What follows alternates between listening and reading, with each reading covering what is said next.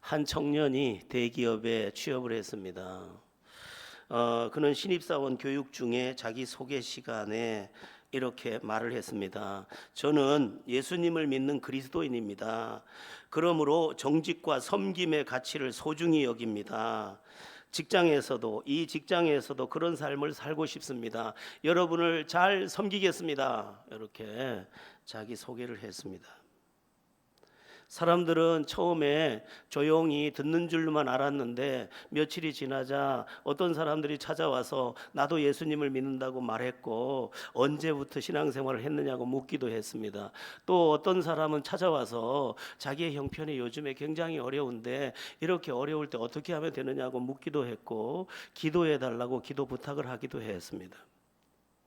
이 청년은 이 시대가 종교도 감추고 자기의 어떤 가지고 있는 그 중심도 갖추고 살기를 원하는 그러한 세상인 걸 알고 있었지만 자기가 받은 은혜와 자기의 정체성을 외면할 수 없어서 그 대기업 입사 시험 후에 합격된 후에 자기소개를 그렇게 멋지게 했던 것입니다. 그 청년은 그 이후에 많은 사람들의 방문을 받게 되고 그들과 더불어서 한 방으로 준비해서 그 방에서 직장 예배를 하고 같이 기도를 하고 그렇게 동호회 형태의 모습을 갖추고 거기서 예배를 했는데 거기서 이제 3명의 새신자가 생겨나고 그 3명의 새신자 가운데 한 명은 목사가 됐는데 이분이 이후에 직장 선교회를 이끄는 목사가 됩니다. 여러분의 삶은 어떻습니까? 한 주 동안 여러 사람의 숲에 살면서 내가 예수 믿는 사람이다라고 말하거나 내가 예수 믿는 사람이기 때문에 제가 여러분을 도와드리겠습니다라고 말하거나 제가 여러분을 위해 기도하겠습니다라고 말하는 삶이 있는지요? 이러한 삶은 그가 어떠한 신분과 어떠한 위치에 있든지 다 할 수 있는 일입니다. 제가 어떤 동영상을 하나 보다가 참 멋지다라는 생각을 했습니다. 어떤 사람이 어떤 대학에서 31년 동안 수의로 그 직장 생활을 했습니다. 그런데 31년이 지나서 이제 퇴직을 하는 그날 어떤 일이 있었느냐? 사람들이 교수들과 학생들이 줄을 양쪽으로 갈라서서 퇴직하는 이 수의를 향해서 당신은 귀한 분이셨습니다. 당신은 아름다운 분이셨습니다. 당신은 우리보다 더 멋지신 분입니다. 교수들이 이 수희에게 박수를 보냈습니다. 그 사연을 알아보니까 이 수희지만 비록 수희지만 그가 예수 그리스도를 알고 예수 그리스도를 믿는 신앙인이었기 때문에 들어오는 사람들 일일이 정중하게 맞이하며 웃으면서 맞이하고 혹시나 슬픈 기색이 있는 사람이 있으면 안심하세요. 좋은 날이 될 겁니다. 제가 기도하고 있거든요. 이렇게 처음에는 그게 가식처럼 보이기도 했지만 그게 진심인 것을 알고 어떤 사람들은 그 수위 곁을 지나갈 때면 손에 비스켓도 쥐어주고 커피도 쥐어주고 그때마다 또 받았던 것을 기억하면서 그를 위해 기도하고 그렇게 31년의 직장 생활을 마치고 퇴직할 때 한 사람의 대학 교수도 한 사람의 총장도 받지 못했던 갈채를 받으면서 그 길을 떠나오는 그러한 장면이었습니다. 이분의 그 모습을 저도 영상으로 보면서 참 귀한 분이셨구나. 크리스찬은 그 직분과 그 세상에서의 그 위치와 상관없이 아름다울 수 있구나.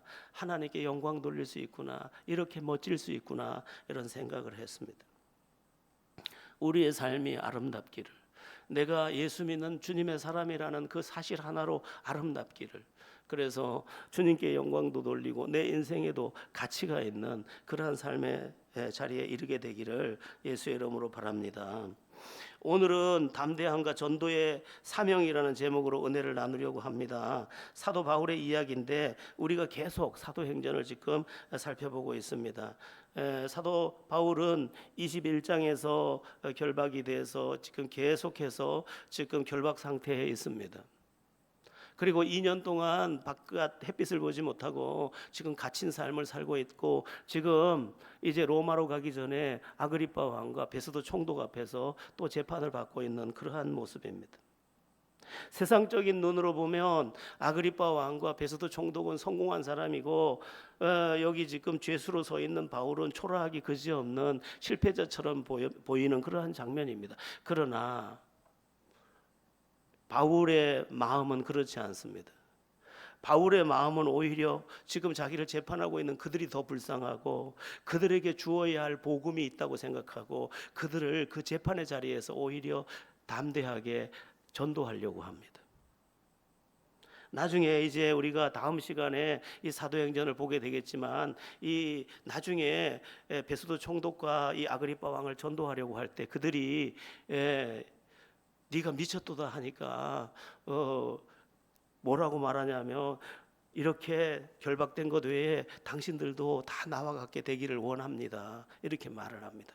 당신들 지금 나 재판하고 있지만 나 이거 결박된 거는 누구나 결박을 원치 않기 때문에 이렇게 당신들 되진 않아야 되겠지만 내 안에 있는 예수를 당신들도 가졌으면 좋겠습니다. 이렇게 말했다는 겁니다.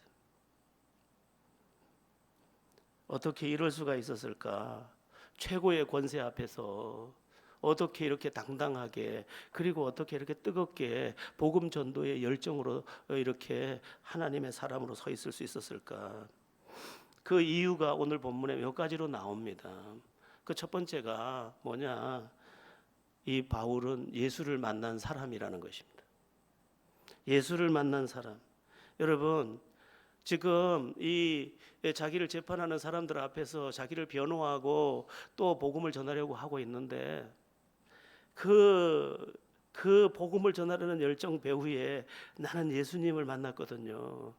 나는 그 예수를 만난 걸로 인해 구원받았거든요. 당신들에게 이 구원의 복음을 전하고 싶어요. 이거 주고 싶어요. 당신들 불행하잖아요. 당신들 왕관 쓰고 있지만, 당신들 총독의 지팡이를 들고 있지만, 당신들 가엾잖아요. 당신들 죄 짓고 있잖아요. 밤잠 못 자잖아요. 제가 여러분에게 당신들에게 복음 전하고 싶습니다. 이 말을 하고 있는 거죠. 자, 우리가 처음 이제 예수님을 만나는 장면, 이게 이제 사도행전 9장에도 나오고 22장에도 나오고 여기 26장에도 나오니까 3번 반복되는데 이제 26장이 이제 마지막 이야기입니다. 우리 13절에서 오늘 본문 13절에서 15절을 같이 한번 읽어보겠습니다. 왕이여 정오가 되어 길에서 보니 하늘로부터 해보다 더 밝은 빛이 나와 내 동행들을 둘러 비추는지라. 우리가 다 땅에 엎드려짐에 내가 소리를 들으니 히브리 말로 이르되 사울아 사울아 내가 어찌하여 나를 박해하느냐. 가시체를 뒷발질하기가 내게 고생이라. 내가 대답하되 주님 누구시니까. 주께서 이르시되 나는 내가 박해하는 예수라. 이 바울이 되기 이전에 사울이 예수님을 정면으로 만났다는 사실을 지금 말해주고 있습니다. 여러분, 예수님을 만났다는 것은 무슨 의미입니까? 예수님을 통해서 구원을 받았다는 것입니다. 예수님이 구세주이기 때문입니다. 그러니까 저는 예수님을 만났습니다. 그분을 만나서 구원받았습니다. 그러므로 여러분에게 이 구원의 그 예수를 전하려고 하는 겁니다. 이 말을 하고 있는 거죠. 여러분, 예수님을 진짜 만난 사람은 이와 같습니다. 예수님을 말해주고 싶은 마음이 굴뚝 같습니다. 뭐 친구를 만나서 또는 직장에서 누구와 이야기할 때 항상 기회를 타서 뭘 말하고 싶으냐? 예수 말하고 싶은. 왜? 예수가 구원자니까. 또 왜? 저 사람도 나처럼 예수님을 믿기만 하면 인생 역전되니까, 인생이 완전히 바뀔 것을 아니까 그 구원의 예수를 전하려고 하는 것입니다. 여러분은 예수님을 만나셨습니까? 그리고 예수님을 만나서 구원을 경험하고 있습니까? 이게 매우 중요합니다. 이 구원이 임하게 되면 어떤 일이 일어나느냐?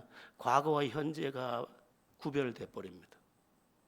오늘 본문 1절에서 5절까지 보면 바울의 과거 인생 이야기가 나옵니다. 예수 믿는 사람을 박해하던 바울의 이야기가 나오고 그 뒤에 예수 만난 바울의 이야기가 나옵니다. 여러분, 이 바울의 이야기가 우리의 이야기가 되어야 합니다. 바울이 1절에서 5절에서 무슨 얘기를 하냐면 나는 길리기아 다소 사람인데 예루살렘에 유학해서 예루살렘의 최고의 학교를 다녀서 공부했고 또 종교적으로는 최고의 종파라고 할 수 있는 바리새파에 들어가서 종교 수련도 다 마친 사람입니다. 그런 내가 예수를 만나고 딴 사람이 됐습니다. 이 얘기를 하고 있습니다. 여러분은 과거와 현재가 다릅니까? 다른 사람이 여러분을 보고 평가하기 전에 내가 나를 볼 때 나는 어제 그 사람이 아닌 다른 사람이다. 이래 말할 수 있어야 합니다. 여러분 어떤 면에서는요. 변화된 내가 낯설 만큼 내가 달라야 합니다. 내가 낯설어요. 야 나는 개구장이요. 난 그렇게 점잖은 사람도 아니요. 난 그렇게 선한 목적을 가진 사람도 아니요. 그런데 주님이 오시더니 나를 다른 인생으로 주장하고 계시네. 자기가 다른 인생을 살고 있는 것을 자기가 알아요. 왜냐하면 예수가 구세주라는 것은 말이 아니라 그대로 사실이기 때문에 사실의 사건이 내게 도착하면서 그 도착한 사실의 사건이 이전과 이후를 탁 갈라버리는 거죠. BC와 AD가 다 갈라져 버리듯이. 이전 것은 지나갔으니 보라 새 것이 되었도다. 이건 말이 아닙니다. 그런데 그 증거가 내 자신 안에 내가 확증한 사실로 있어야 합니다. 너희 안에 증거가 있고. 여러분 한번 물어보세요. 여러분은 예수 믿는 게 사실이에요? 그리고 구원받은 게 사실이에요? 그리고 이전과 이후가 갈라졌나요? 예수는 믿고 있는데 삶은 똑같고 마음도 똑같고 목적도 똑같고 하는 짓도 똑같고 하는 말도 똑같고 그러면 그는 어쩌면 예수를 못 만났을지 모릅니다. 예수를 만난 사람은 예수의 영이 역사하게 되어 있습니다. 뭐 비슷해는 보입니다. 왜냐하면 그가 수십 년 동안 길들여진 그의 옛사람을 갖고 있기 때문에. 그러나 그를 움직이는 동력은 전혀 다릅니다. 그를 움직이는 동기력이 완전히 딴 사람이에요. 저는 제가 딴 사람인 것을 늘 보면서 살고 내가 나를 낯설어합니다.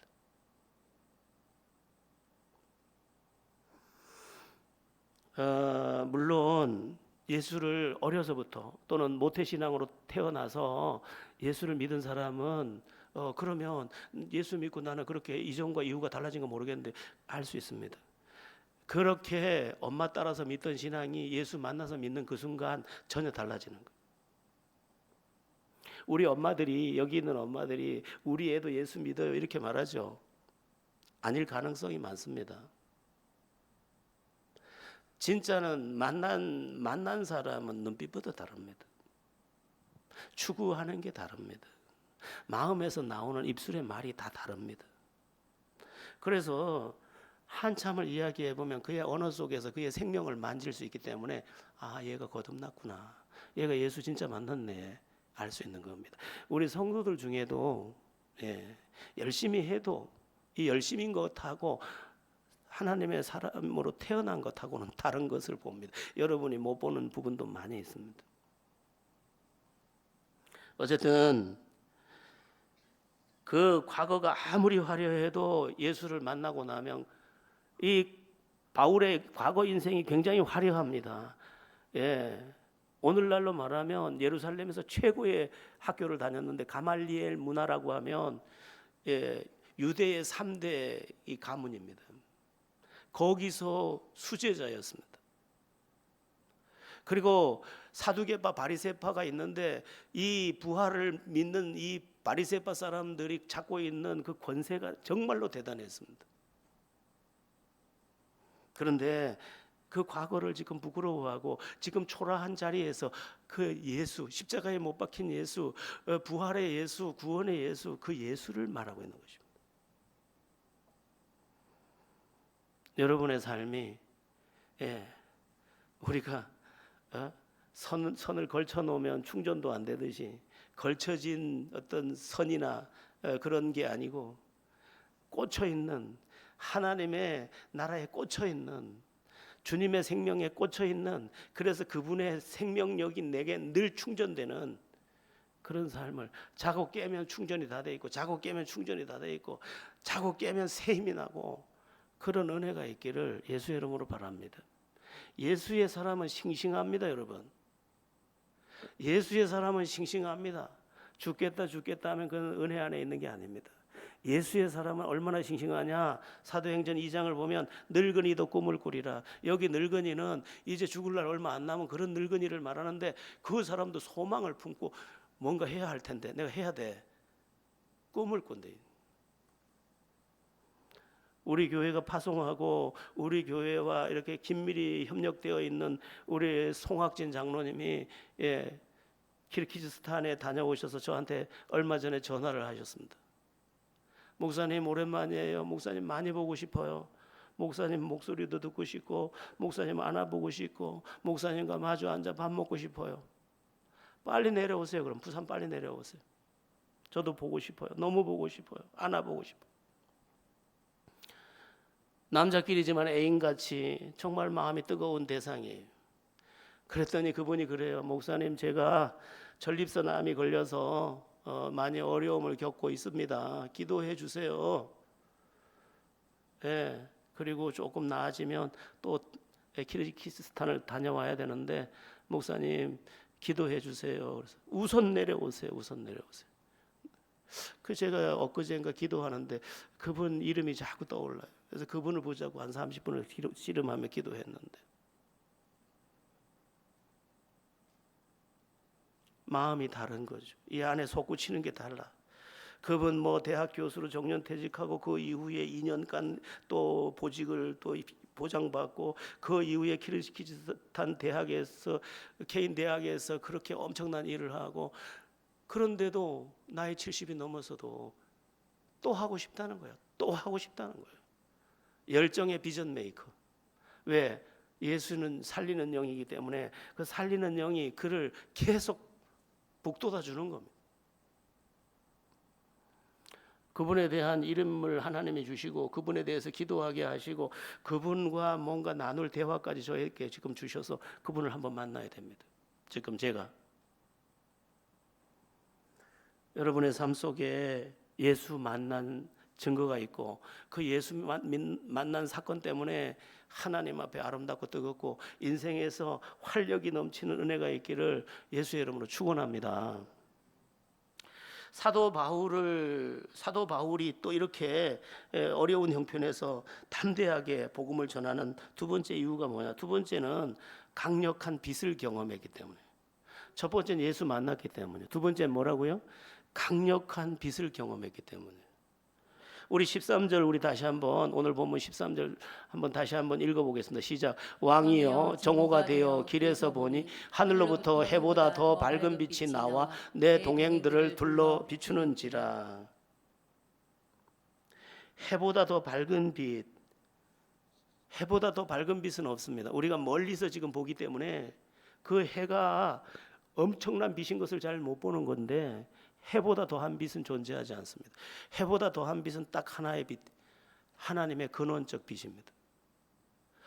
이 빛은 전등불도 아니고 호롱불도 아니고 또 햇빛도 아니에요. 이 빛은 창조자 되신 그분의 빛이에요. 그런데 요한복음에 보면 예수님에 대해서 말씀하실 때 예수님을 소개하는 요한복음 1장에 예수님에 대한 소개에 예수 그리스도를 참빛이라고 써놨습니다. 참빛. 참빛이라는 것은 세상이 경험하지 못한 빛이에요. 참빛이라는 것은 빛 중에 빛, 근원적 빛을 말하는 거예요. 여러분 창세기에 보면 해, 달, 별 나중에 창조됩니다. 첫날 창조한 건요. 빛이 있으라 하면 빛이 있었고 아직 날이 시작되지 않았어요. 그 빛이에요. 근원적 빛이에요. 그런데 그 주인이 누구냐? 예수예요. 이 빛은 얼마나 강력한지 감춰진 곳까지 다 비춰버려요. 그래서 이 빛이 비치면 어떻게 되느냐? 사람 마음 안에 있는 근심까지 다 근심의 어두움까지 몰아내버려요. 열등감의 그림자까지 다 몰아내버려요. 그리고 죄책감으로 물들어 있는 그 어두움까지 다 몰아내버려요. 요즘 마음의 질병에 시달리는 사람이 많은데, 공황장애, 우울증, 조울증 참 많은데, 주님의 빛이 진짜 거기 비추면 이 그림자가 싹 벗겨져 버립니다. 우리 김춘식 장로님도 이 벌침으로 많은 분들을 섬기고 하는데, 그 부산대 앞에 가면 벌침을 이렇게 하는 어느 권사님이 계세요. 이 권사님은 남편에게 버림받고 아들 하나 딱 키우다가 그 불행한 날들을 매일 살았는데, 교회를 나가도 기쁨이 한 개도 없는 거예요. 맨날 우울해요. 그러다가 어느 날 주님을 만났어요. 주님을 만났는데 주님이 그 인생의 빛으로 임해버렸어요. 그때부터 얼굴 바뀌고 마음 바뀌고 생각 바뀌고 의지 바뀌고 목적 다 바뀌고 나니까 세상에 이제 자기가 붙잡고 한숨 쉬던 사람들이 다 와서 자기에게 지금 한숨을 털어놔요. 그리고 늘 웃어요. 늘 웃어. 늘 감사하대.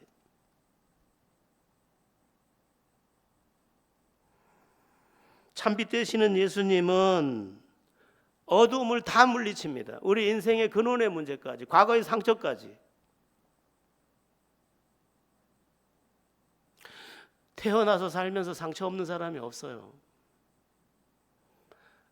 나도 잊어버린 상처가 저 그림자로 드릴 수도 있어요. 그런데 그것까지 다 벗겨버리는 거예요. 여러분, 예수 진짜 믿어야 돼요.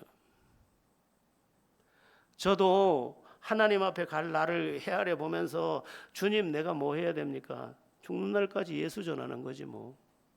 예수의 답이 있니? 없어요. 너 뭐 때문에 사람처럼 사니? 예수 때문에요. 그러니까 세상에 답이 없단다. 세상에 길이 없단다. 아, 나 평생 예수 얘기해야 되는구나. 이거 이 예수를 제대로 이야기해야 되는구나. 이 생각을 하는 것입니다.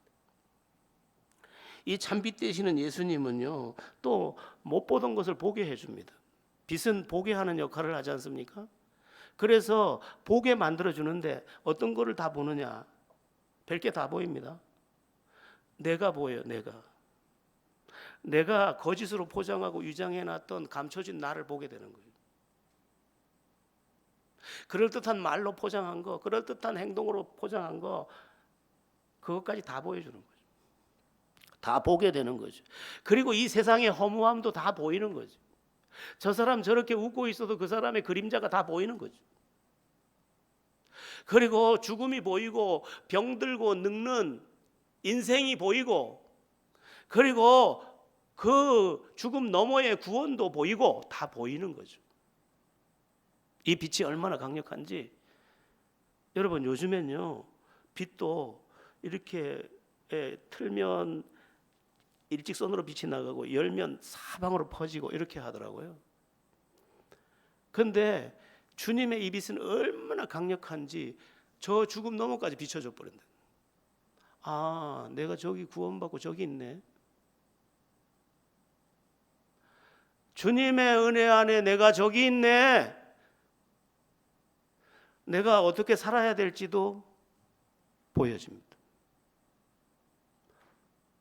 그래서 방황을 하지 않는 것입니다.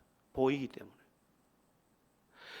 사람들이 죄 가운데 행하다가 버림을 받고 또 비극으로 들어가기도 하는데, 죄의 결과들도 다 보이는 거죠. 그러니까 죄 가운데 못 가죠.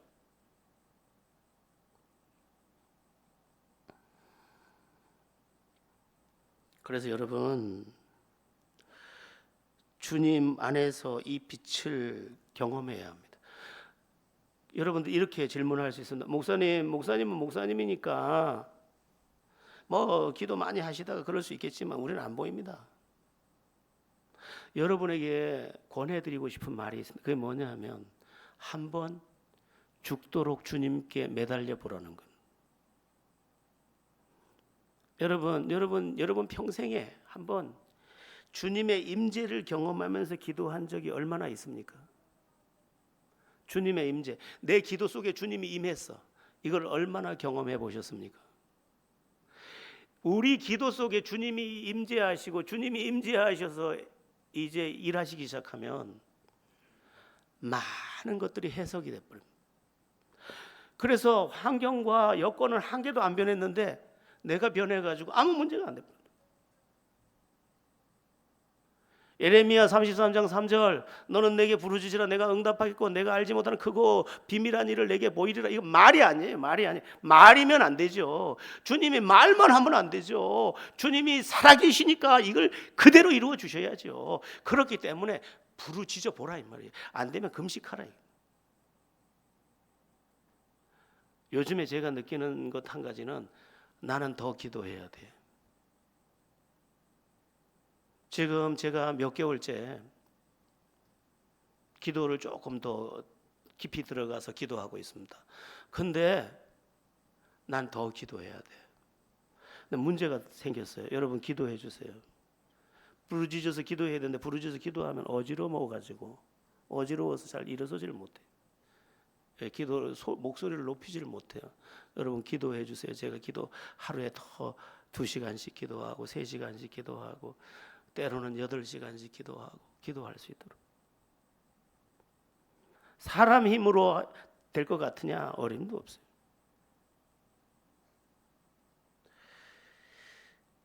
예시대에 신앙인들이 참 복이 있었어요. 어떤 복이? 가난한 복이.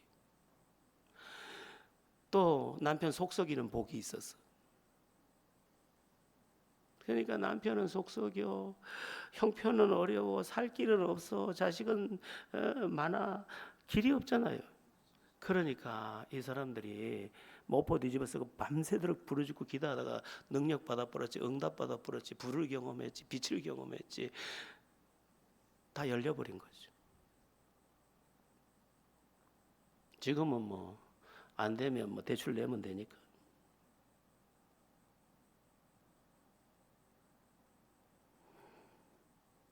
여러분의 믿음에, 여러분의 그 신앙적 삶에 주님의 강력한 빛이 임하기를 축원합니다.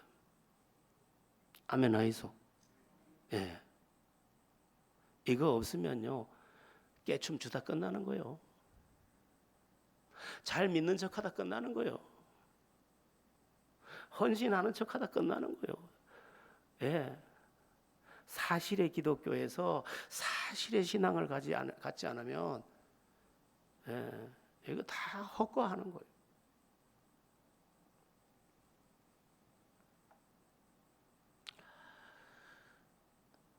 여러분 이제 이 바울은 한 가지 이야기를 이제 더해서 하는데 그게 뭐냐면 소망에 대한 이야기를 합니다. 우리 7절을 한번 합독해 보겠습니다. 오늘 본문 7절입니다. 합독합니다. 이 약속은 우리 12지파가 밤낮으로 간절히 하나님을 받들어 섬김으로 얻기를 바라는 바인데 아그리빠 왕이여 이 소망으로 말미암아 내가 유대인들에게 고소를 당하는 것이니이다. 소망을 인하여, 소망으로 말미암아. 구약의 성도들은 메시아를 소망하며 기다렸습니다. 창세기 2장에서 타락한 인간, 저주받은 인간이 이제 살 길이 없게 될 때 우리 하나님께서 창세기 3장 15절에서 여자의 후손으로 오실 메시아를 소개하면서 창세기 3장 21절에서 가죽옷을 지어서 부끄러움을 가려주면서 어떤 대속, 가죽옷을 입히려면 짐승이 죽어야 되잖아요. 대신 피 흘리게 해서 부끄러움을 가려주는 수치로 있다가 여인의 후손을 통해 완전히 우리를 구원하기로 정하셨다는 것을 창세기 3장에서 말씀하시고 또 아브라함을 창세기 12장에서 부르신 후에 천하 만민이 내 씨로 인하여 복을 받으려 했는데 그 내 씨가 갈라디아서에 가면 장차 올 그리스도를, 이삭이 장차 올 그리스도를 예표합니다. 육의 힘으로 난 게 아니에요. 이삭은. 그러니까 그 아브라함의 자손으로 올 그 메시아를 기다리고 있었어요. 그래서 마태복음에 보면 아브라함의 세계라, 그 다음에 다윗의 세계라, 그래서 아브라함부터 다윗까지 14대요, 다윗부터 14대요, 14대요 해서 그리스도가 이제 다윗의 자손으로 오시는 거예요. 그러니까 구약의 성도들은 누구를 기다렸느냐? 하나님이 창세기 3장 15절 21절에서 미리 약속하고, 또한 창세기 12장에서 미리 약속하고, 창세기 21장에서 그 독자 이삭으로 줬던 그 이삭을 22장에서 번제로 받게 하셔서 대신 어린 양을 대신 죽게 하는 창세기 22장의 사건을 이룰 그를 기다리고 있었다. 그가 온 거예요. 그러니까 구약의 모든 성도들이 어디에다가 소망을 두고 있느냐? 장차 오실 독생자. 그런데 이 지금 바울이 말하는 거예요. 내가 그분을 만났습니다. 그분이 나에게 빛으로 임했습니다. 그래서 여러분에게 지금 말하는 겁니다. 이렇게 외치는 거예요. 지금. 우리가 이렇게 돼야 돼. 예수가, 여러분 여기서 예수, 우리 여기에 예수 없으면 종교놀이 뭐하러 합니까 이게? 그 쓸데없어요. 예수 없는 교회 많아요 요즘에. 요즘에는 교회가 다방으로 다 바뀌었대요. 다방이 되고 있대요. 교제, 뭐 동호회처럼 노래 교실 하다. 사탄이 속이는 거죠. 예수가 여기 딱 들어오는데 예수가 그냥 확 우리를 압도해야 돼. 그게 교회지. 주님을 알게 되니까 이제 소망이 이루어졌습니다. 그 소망으로 인하여 내가 여기 있습니다. 당신에게도 이 소망을 안겨드립니다. 지금 소개하고 있는 거예요. 자, 이제 세 번째, 사도 바울이 이렇게 담대한 가운데 뜨겁게 복음 전도하는 이유, 세 번째는 뭐냐? 주님의 음성을 들은 거예요. 주님의 음성을 들었어요. 14절을 한번 보겠습니다. 오늘 본문 14절 합독합니다. 우리가 다 땅에 엎드려지매 내가 소리를 들으니 히브리 말로 이르되 사울아 사울아 내가 어찌하여 나를 박해하느냐, 가시채를 뒷발질하기가 내게 고생이니라. 15절도 같이 볼게요. 내가 대답하되 주님 누구시니까? 주께서 이르시되 나는 내가 박해하는 예수라.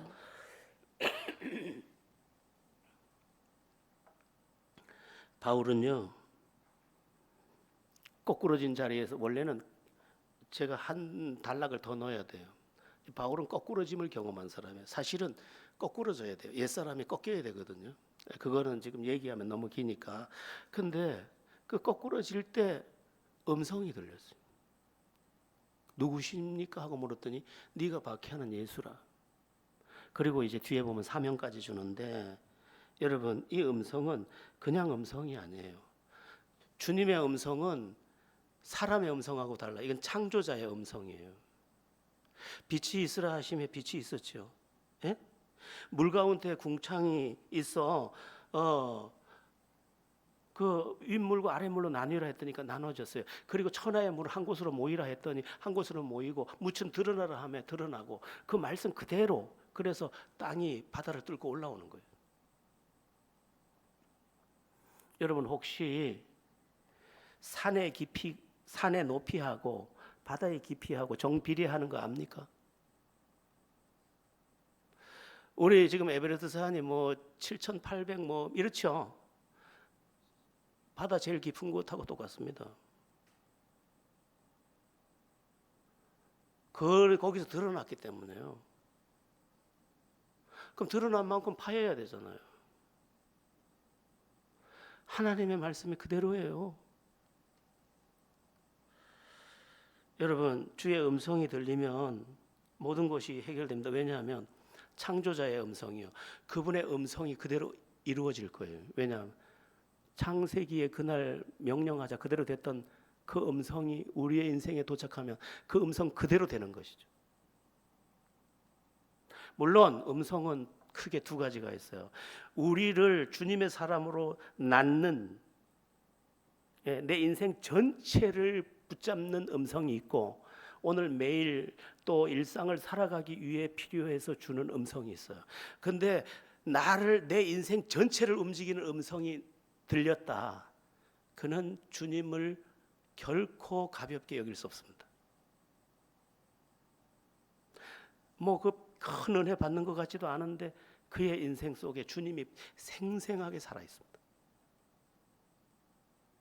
그리고 그렇게 음성을 들은 사람은 일상 속에서도 음성을 듣습니다. 어떻게? 성경을 보다가, 어떻게 기도를 하다가, 어떻게 누구랑 대화를 하다가, 어떻게 어떤 일들이 일어나는 것을 보다가, 또 어떻게 내 환경이 열리고 닫히는 것을 보다가, 여러 방면에서 주님의 음성을, 마치 사도행전 16장에서 아시아로 가지 못하게 했던 그 음성 같은 음성이 나의 발을 멈추게도 하고 가게도 하는 거다. 이게 영적 세계죠. 우리 모두가 영에 속한 주님의 사람이 되어야 합니다. 너무 육체가 돼버렸어요, 이 한국 기독교가. 그래서 저도 생각해봤어요. 좋은 교회가 뭐지? 예수가 살아있고 성령이 운행하고 진리, 하나님의 말씀이 역사하고, 우리가 그것으로 인해서 뜨거워서 복음의 열정으로 일어서는 교회죠. 다른 거 안 해도. 여러분, 바울을 움직인 게 바로 주님의 음성이에요. 나중에 보면 사명까지 다 말씀하시는데, 모세를 움직인 것도 주님의 음성이에요. 처음에 모세를 부를 때 가시떨기 나무에서 불렀잖아요. 출애굽기 3장에 보면 그 딱 도착했더니 세상에 하나님이 모세에게 첫 번째 한 말이 뭐냐? 내 발에서 신을 벗으라. 내가 선 곳은 거룩한 곳이다. 이 신발이라는 거는 굉장히 중요해요. 권리에 대한 이야기. 룻기에 보면 권리를 포기할 때 신발을 벗어주잖아요. 그렇죠? 그러니까 네가 선 곳은 거룩한 곳이니 신을 벗어라 이렇게 말할 때 네 권리를 나에게 줘라. 지금까지 네가 네 주인으로 네 인생 살았지. 이제부터 내가 네 인생의 주인이야. 신발 벗어. 이 말이에요. 그 음성 듣고 신발을 벗고 하나님께 순종하자 모세가 그 위대한 기적의 종이 된 겁니다. 여러분, 이 시간에도 주님의 음성을 들으려고 해야 합니다. 교회 나올 때도 주님, 오늘 나에게 필요한 말씀을 주세요. 음성을 주세요. 성경을 읽는데 성경이요, 쫙 크로즈업돼서 보일 수도 있어요.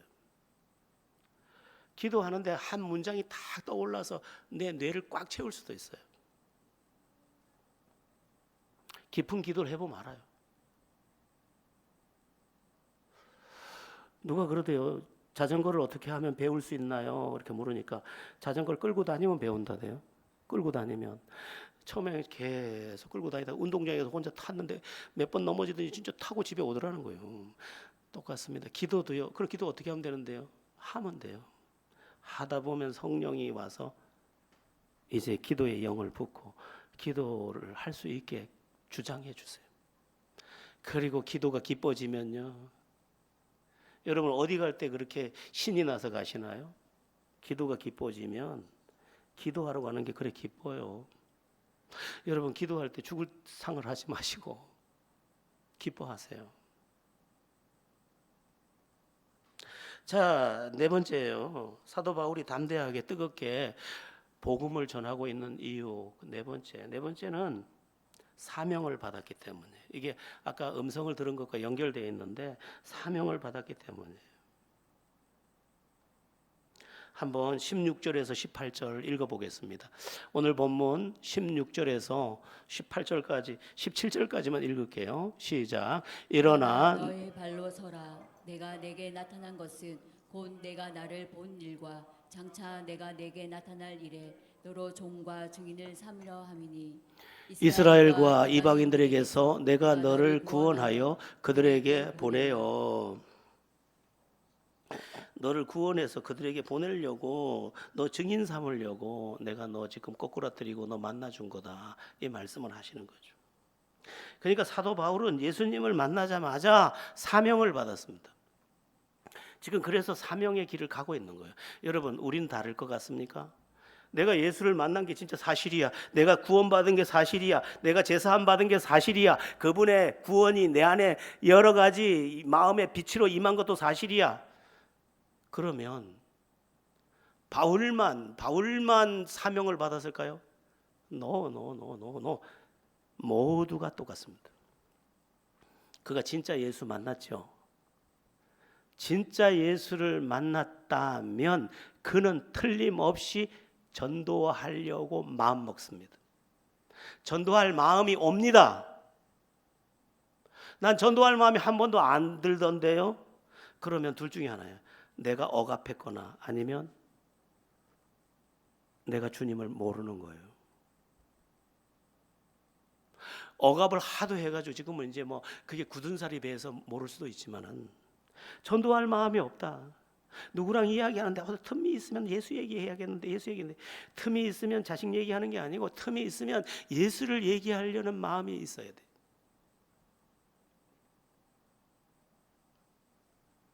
진짜 믿음을 가졌다면 전도하려는 마음은 그리고 복음 전파의 사명은 자동으로 오는 거예요. 그래서 구원받은 증거 중에 하나가 이거예요. 신앙생활이 네 가지거든요. 말씀 생활, 기도 생활, 교제 생활, 증거 생활. 교제 생활이라는 코이노니아 영적 대화가 돼. 예? 네 번째, 전도가 자연스러워.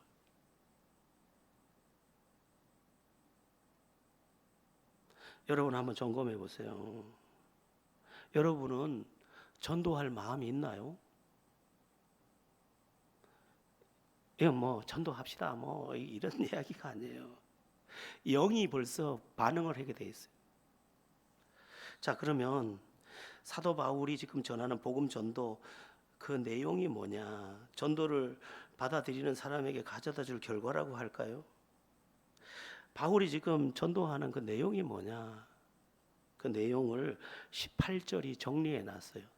네 가지로 정리했는데 간단하게 보겠습니다. 우리 18절 합독합니다. 그 눈을 뜨게 하여 어둠에서 빛으로 사탄의 권세에서 하나님께로 돌아오게 하고 죄 사함과 나를 믿어 거룩하게 된 무리 가운데서 기업을 얻게 하리라 하더이다. 전도는 무슨 일을 하는 거냐면 눈을 뜨지 못한 사람들의 눈을 뜨게 해서 어둠에서 빛으로 들어가게 하는 일입니다. 여러분, 눈을 뜨지 못하는 사람은 더듬 하면서 길을 가야 하는 것처럼 영적인 눈이 뜨이지 않은 사람들은 이 세상을 짐작으로 살아야 돼요. 그래서 무당한테도 속고 거짓 종교에도 속고 내 생각에도 속고 전통에도 속고 그렇게 사는 거예요.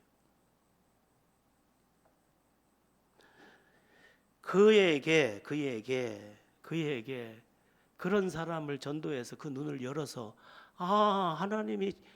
하나님이 창조주시네. 하나님이 보내신 구세주가 예수 그리스도시네. 이분 외에 길이 없네. 그리고 아름다운 인생은 이것이네. 행복도 이거였네. 그걸 보게 하는 거예요. 여러분, 행복이 뭡니까, 여러분에게? 누가, 여러분도 아는 사람인데 누가 막걸리 한 통 하고 이상한 뭐 이렇게 뭐 안주 하나 갖다 놓고 이래 써놨어요. 밑에다가 남편과 함께 행복한 시간. 막걸리 한 병 갖다 놓고 뭐 기름진 안주 하나 갖다 놓고 서로 마시면 행복한 겁니까? 여러분, 막걸리 다 끊기를 축원합니다. 그게 무슨 행복이에요? 아니, 예수 믿던 사람인데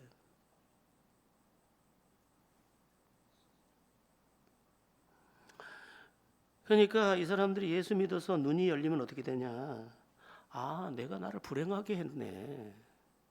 행복이 뭔지 모르고 살았네. 인생의 가치를 엉뚱한 데다가 쏟고 있었네.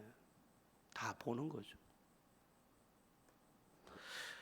여러분의 삶이 눈이 열린 삶이 되고 눈이 어두운 영적 맹인들의 눈을 뜨게 하는 전도자가 되기를 축원합니다.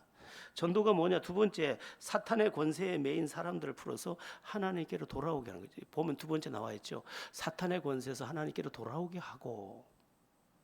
세상이 어디에 묶여 있는지 압니까? 사탄에게 묶여 있습니다. 세상에 아버지가 아들을 쏴 죽였잖아요. 근데 한 명만 죽이려고 계획한 게 아니라면서요. 이게 있을 수 있나요? 아버지는요, 아들에게 총을 맞을 수는 있어요. 그런데 자식을 쏠 수는 없어요, 사실은. 여기 여러분들도 이제 나이를 조금 더 먹으면 알게 될 거예요. 남편이 벌어다 준 돈은 잘 쓸 수 있는데 아들이 벌어준 돈은 쓰지도 못해요. 그거 못 써요, 아까워서. 나중에 돈 벌어오고도 뭘 하니까. 네. 그렇게 사랑하는 자식의 가슴에다가 총을 쏴. 그리고 제가 손주를 보니까요. 제가 기도를 한다니까 손주를 너무 사랑하지 않게 도와주시옵소서. 얼마나 이쁜지 죽을 지경이에요, 이게. 우리 저기 정영재 권사님 남편, 우리 집사님 김정용 집사님 그러더라고요. 우리 하준이가 아준이가 세계에서 제일 잘생긴 것 같아요. 아진이가 또 세계에서 제일 예쁜 것 같아. 이뻐서 죽어요. 그런데 거기도 죽이려고 했대. 그럼 그 배후에 뭐가 있을까요? 죽이는 것은 마귀예요. 도둑이 오는 것은 도둑질하고 죽이고 멸망시키는 것뿐이요. 도둑이 누굽니까? 마귀예요. 이게 이 마귀가 다 속여요. 이게 지금 세상을 다 속여요.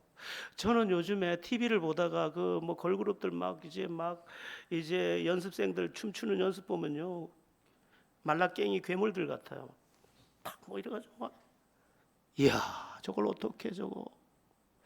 그리고 포즈가 다 성적이거나 문란해요.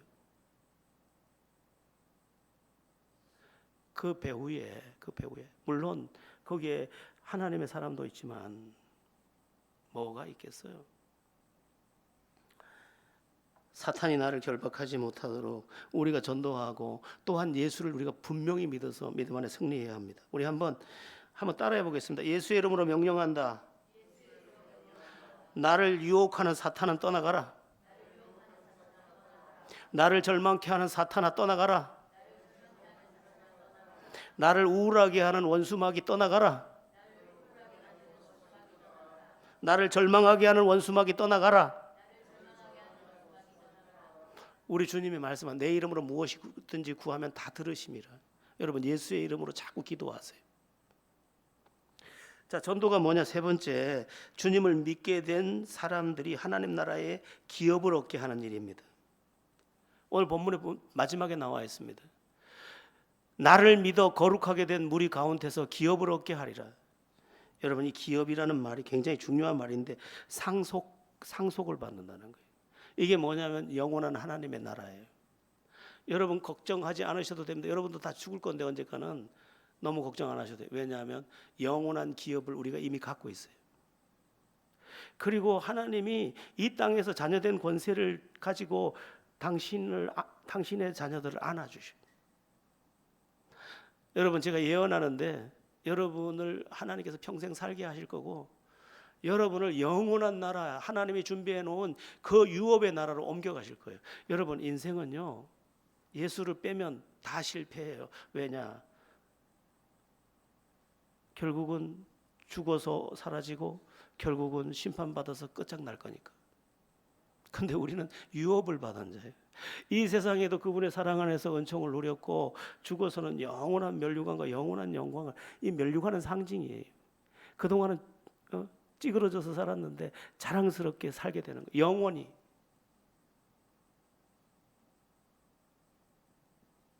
저는 그 나라를 바라봅니다.